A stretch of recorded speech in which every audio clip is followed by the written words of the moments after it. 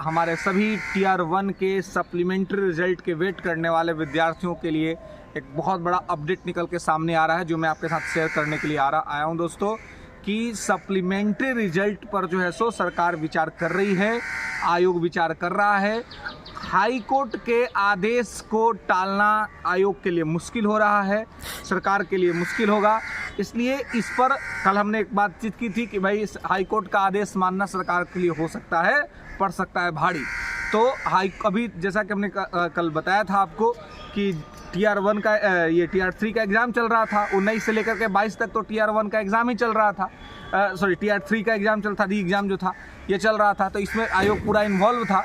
तो जो इंटरनल जो इन्फॉर्मेशंस निकल के सामने रही कि अब जो है वो इसके लिए काम कर रहा है, आयोग जो है सो इस पर विचार कर रहा है कि किस तरीके से हम जो है सो हाई कोर्ट के वर्डिक्ट को इम्प्लीमेंट करेंगे। जैसा कि आपको पता है कि जो हाई कोर्ट का जो वर्डिक्ट है, हाई कोर्ट का जो आदेश है, वो आदेश 151/24 वाले केस में है, जिस 1151/24 वाले में केस में ये फैसला आया है, जिसमें 1 to 5 वालों के लिए केवल है। तो ये आप ध्यान रखें कि जो रिजल्ट सप्लीमेंट्री का आएगा वो 1 to 5 वालों के लिए केवल आएगा, बाकियों के लिए अभी जो है सो इसमें नहीं है, बाकी पिटिशन चल रहा है। लेकिन 1 to 5 वालों का आ जाएगा तो बाकियों का भी आएगा ही आएगा। एक मैं हमेशा आपको कहता हूँ कि कोर्ट का एक आधार होता है।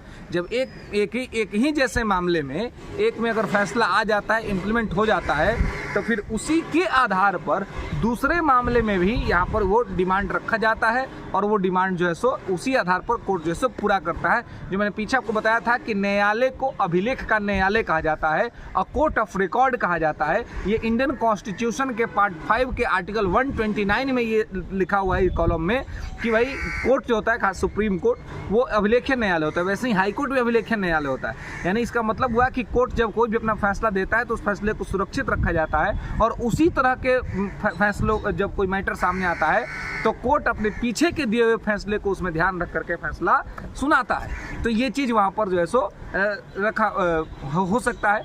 तो अभी केवल 1 to 5 के लिए, और मैं लगातार इस बात का आवाज़ उठा रहा हूँ और मेरा ये सरकार से निवेदन है, आयोग से निवेदन है कि भाई देखिए, आप जो है वो 1 to 5 के लिए तो उसमें आ रहा है, लेकिन आप सबके लिए दीजिए, क्योंकि सीट सब जगह पर खाली है ना। 1 to 5 में भी खाली है, 6 to 8 में भी खाली है, 9th 10th में भी खाली है, 11th 12th में भी खाली है। सब जगह पर, बहुत जगह पर फर्जी शिक्षक बहाल हुए थे और 1 कैंडिडेट 1 रिजल्ट लागू नहीं हुआ है। इसके वजह से एक ही कैंडिडेट का बहुत सारे जगहों पर हुआ था, जिसमें से वो किसी एक में ही ज्वाइन किया, बाकी उसका खाली रह गया सीट। आपका जो डॉक्यूमेंट वेरिफिकेशन था, डॉक्यूमेंट वेरिफिकेशन में फर्जी शिक्षक निकल गए सब बहुत सारा। तो इसमें हर लेवल पर सीट खाली हुआ है, तो सप्लीमेंट्री रिजल्ट केवल 1 to 5 में क्यों? सबके लिए आना चाहिए। और टीयर 1 हुआ, टीयर 2 हो चुका और टीयर 3 का री एग्जाम भी हो गया। तो हर जगह पर मैं बार बार ये कह रहा हूँ कि सरकार जो है वो क्या करे, तो 1 कैंडिडेट 1 रिजल्ट जो है वो लागू करे। इससे फ़ायदा ये होगा कि बाकी जो सीट खाली होता रह जा रहा है वो खाली नहीं रहेगा और बाकी विद्यार्थियों को उस पर मौका मिलेगा। जो जिस लेवल में होगा उसको वहाँ पर मौका मिल जाएगा। अगर आप नहीं दे रहे तो इसके लिए आप वेटिंग लिस्ट लाइएगा ना, इसके लिए आप वेटिंग लिस्ट लाइए और इसके लिए जो है सो आप सप्लीमेंट्री रिजल्ट जारी कीजिए, क्या दिक्कत है? तो ये सब चीज़ें हो नहीं रही है, तो इस वजह से विद्यार्थियों को ही कहीं ना कहीं परेशानी हो रही है। और इसमें सबसे बड़ा दिक्कत ये है, जो मैं कल भी इस बात की तरफ आपका ध्यान आकृष्ट किया था, कि जो रिजल्ट जारी किया जाता है, जब रिजल्ट आता है तो सीट रहता है बहुत सारा, सीट खाली हो जाता है, तो उसी सीट को उठा करके अगले वैकेंसी में कैरी फॉरवर्ड कर देते हैं। तो कैरी फॉरवर्ड क्यों करते हैं? जब आपके पास सीट खाली है तो उस वैकेंसी में जिन विद्यार्थियों ने अपना एग्ज़ाम दिया है उनका अधिकार उस पर पहले बनता है।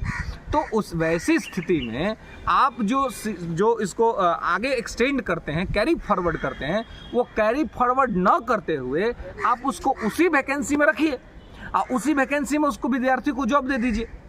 लेकिन आपको तो दिखाना है कि देखिए हम हर साल ये कर रहे हैं, इतना कर रहे हैं, इतना वैकेंसी दे रहे हैं। लेकिन जो आप वैकेंसी दे रहे हैं उसमें से बहुत सारा वैकेंसी तो पीछे का कैरी फॉरवर्ड किया हुआ पोस्ट है।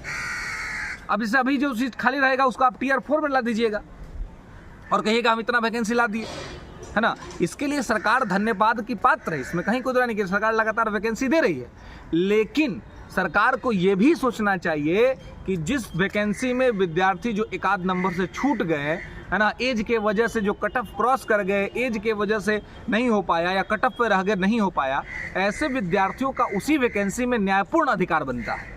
तो जबकि आपका सीट खाली रह गया, अगर सीट खाली नहीं रहता तो कोई बात नहीं रहता। इसलिए सप्लीमेंट्री रिजल्ट जारी करना अनिवार्य है। इसको सरकार को, आयोग को जल्द से जल्द जारी करना चाहिए, अविलंब जारी करना चाहिए, बिना किसी विलंब के जल्द से जल्द सप्लीमेंट्री रिजल्ट आपको जारी करना चाहिए। और ना केवल 1 to 5 में, बाकी 6 to 8, 9, 10, 11, 12 सब में जारी करना चाहिए।